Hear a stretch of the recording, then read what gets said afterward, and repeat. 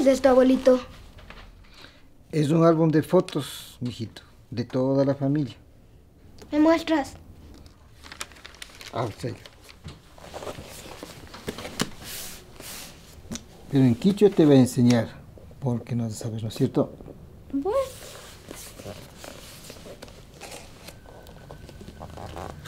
Mira, aquí estoy yo, con tu abuela, de hace muchos años. ¿Sabes cómo se dice abuelo? No. Abuelo, hatun taita. Abuela, hatun mama. ¿Quiénes son ellos? Son mis hijos.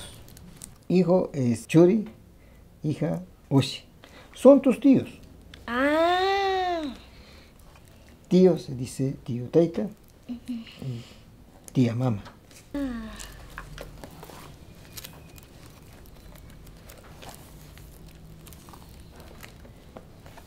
Ellos son mis papás, ¿verdad? Sí, cuando se casaron. ¿Cómo se dice papá y mamá en quichua? Taita y mama. Si mi mamá es Tushi, mi papá. Sería Masha, mi yerno. Mira, fotos de los primos. ¿Y qué somos nosotros para ti? Son mis nietos. Nieto es hatun Churi, nieta es hatun Ushi. Rumi, vamos a jugar. Apúrate. Ya, vayan nomás a jugar. Bastante aprendiste.